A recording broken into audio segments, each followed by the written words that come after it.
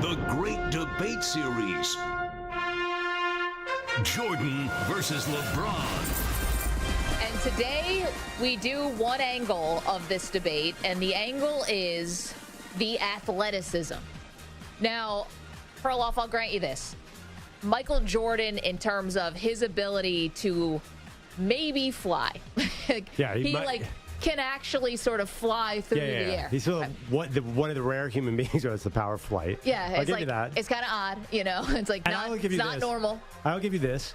LeBron James is like a Mack truck with coordination, a coordinated Mack truck. Yes. That's how I would describe him. So for the purposes this week, I'm going to be taking the LeBron side on these, and Perloff is going to be taking the Michael Jordan side on this. And what I would say about LeBron's athleticism and why he deserves to win this part of the debate. First of all, 19-time All-NBA. I mean, you can't be All-NBA that many times. Jordan won it 11 times. You can't be that All-NBA that many times without the athleticism. Wait, Stop, shooting percentage. Stop. Define athleticism here, because there's a lot of All-NBA players who I wouldn't say fit traditional athleticism things. So, like Jokic is not a great not athletic, and he's All-NBA every year. You're good. I'm talking about you already have put yourself elite of the elite when you're an All-NBA, and he did it for 19 years. Then let's get into other things. Okay. Like the true shooting percentage. True shooting percentage is something that takes into account twos, threes, and free throws. LeBron has a higher true shooting percentage than Michael Jordan. He's got the higher assist percentage, but obviously LeBron was more of an assist guy. To his to Jordan's credit, LeBron also has a higher turnover ratio, right? Because he was doling out more assists, so he's got a higher assist percentage. LeBron was more versatile. He can play more spots on the floor than Michael Jordan could play. He was 2 inches taller. He's 20 pounds heavier. Jordan probably played at like I would think, or 40 pounds heavier. Way more than that, yeah. Jordan probably played at like 220. Let's say LeBron plays at 260. Okay, so he's 40 pounds heavier and 2 inches taller, and used every single bit of his body in a way that made him more versatile than Jordan. I don't understand. What do any of those things have to do with athleticism? You said like true shooting percentage and assists? Yeah. I'm talking about facets and aspects to his game. Are you just going to talk about dunks? If you want to just talk about dunks, let's talk about dunks. When you're scouting, say you were scouting an AAU game, you say, wow, that guy's athletic. You would be talking about, and by the way, this is not necessarily has anything negative about LeBron. You'd be talking about speed, jumping ability, maybe coordination, balance, strength, those kind of things. That's athleticism. None of that other stuff is athleticism. Okay, well, beyond the vertical, I'm trying to back this up with some numbers and some actual data for you here. Because, yes, Michael Jordan had the higher vert. He jumped about 48-inch vertical. LeBron's got maybe a 40-inch vertical. LeBron's does not have an official vertical that I could find on the internet. But I can't just say because Jordan could jump higher means that means he's the better athlete. You got to find other ways to define this athleticism. I don't think, for example, true shooting percentage, which is a great stat, it should be used in a LeBron-Jordan debate. There's no way you can directly tie that to athleticism, because Steph Curry has no athleticism and has a super high. Okay, that's a hot take that you have. You say like it's fact. Like if you read a scout capsule on Steph Curry, everyone said, oh, he can't run and jump. We're worried about his athleticism. And that's when you say athleticism, you have to be talking about those kind of things. Otherwise, you're just using an umbrella term to describe player. I think that your version of athleticism is extremely narrow, because you don't think that Steph Curry is athletic, which is like offensive to a lot of the country. Well, I think I'm describing athletic as fast, strong, like, basically like the physical stuff. Okay. Taking out the mental stuff. So that's how athletic, he's super athletic. The guy could jump over everybody and dunk. He's super athletic. That's how you describe athletic. But LeBron and Jordan can both dunk. Yeah, no. And they can both dunk ferociously, and they can both dunk over people who are taller than them, and their foreheads are both at the rim when they're dunking. So there has to be something more to break the tie. Okay, but none of those things you hate.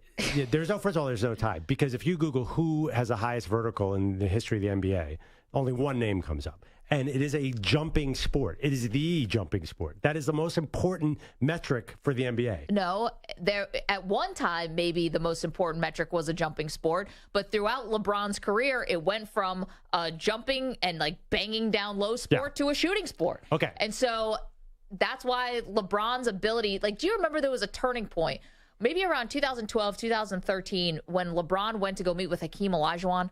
And remember, everyone was going to Olajuwon because they wanted to get post-up moves and they wanted to get better in the paint. Yeah. And they would go to Olajuwon and, like, basically, you know, pray at the altar of Olajuwon that he teach you the dream shake or whatever. Right.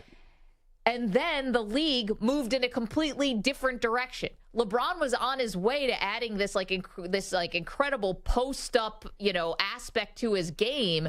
And then all of a sudden the league, because of Steph Curry, moved out beyond the three-point line. And so LeBron started to add that. Then he started to get a little bit older. Maybe you're settling for jumpers a little bit more. I'll give you that.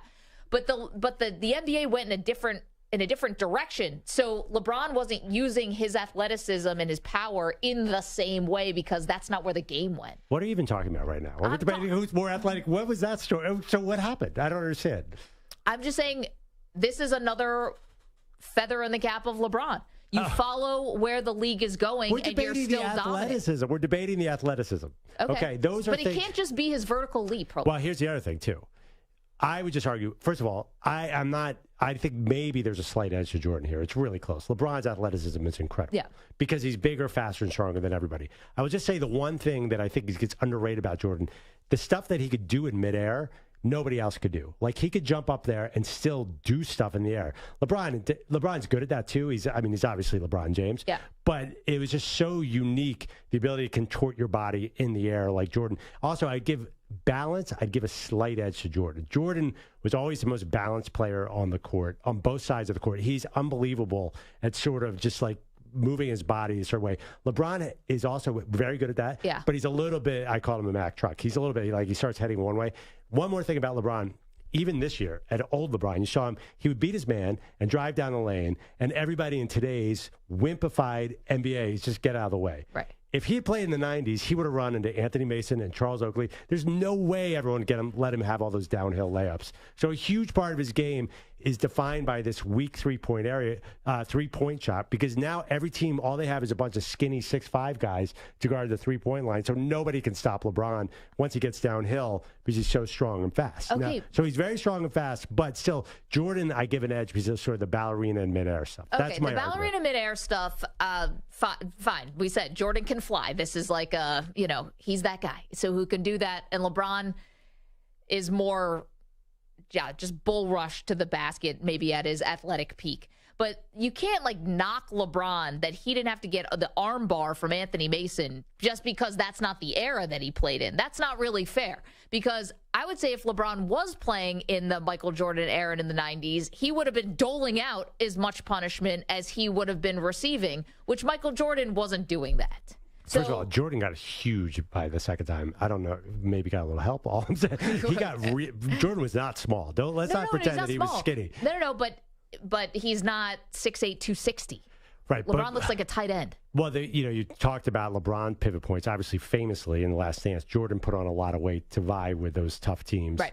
So he sort of changed his game, became a little less vertical. But that's what I was saying about LeBron. He also changed his game and had to become a little bit more of a shooter when I think he was about to add these incredible post-up moves, of which Jordan had great post-up moves too for his position, obviously.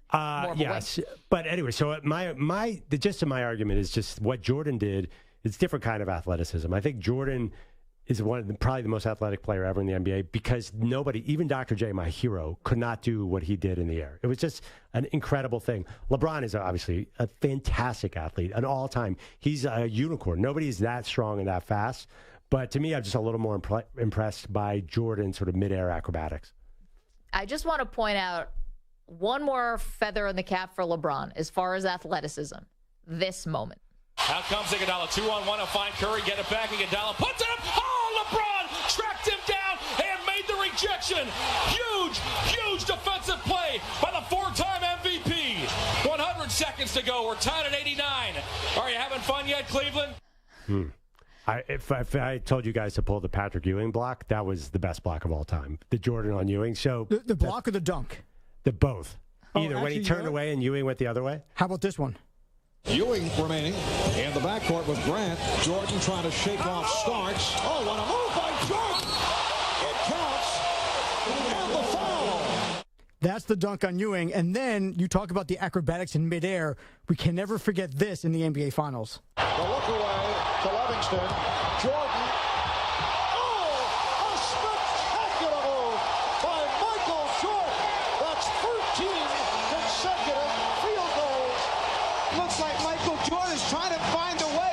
shot. Instead of taking the easy one, he tries to make it hard and still comes up. He's saying to the fans, I love it.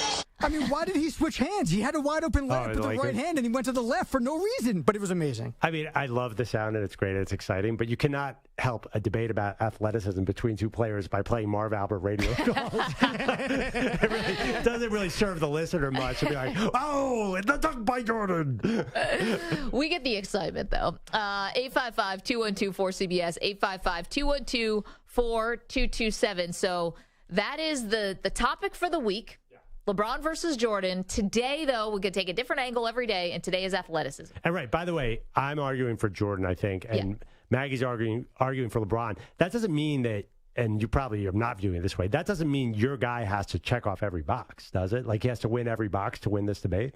No, I mean, I think you and I can have a reasonable debate. I just think that generally I'm going to be taking the side of LeBron all week, and I think generally you're going to be taking the side of Jordan all week. Are we doing anything that's talking about closing? Because you're going to take LeBron's side on that? We have many categories. Well, I feel bad for you. We have many categories. I can't wait to see that. All right, see you guys on the phones. That might be one that's unassailable. And I'll give you passing, by the way, if you want it. But that passing is for it's not for closers. Well,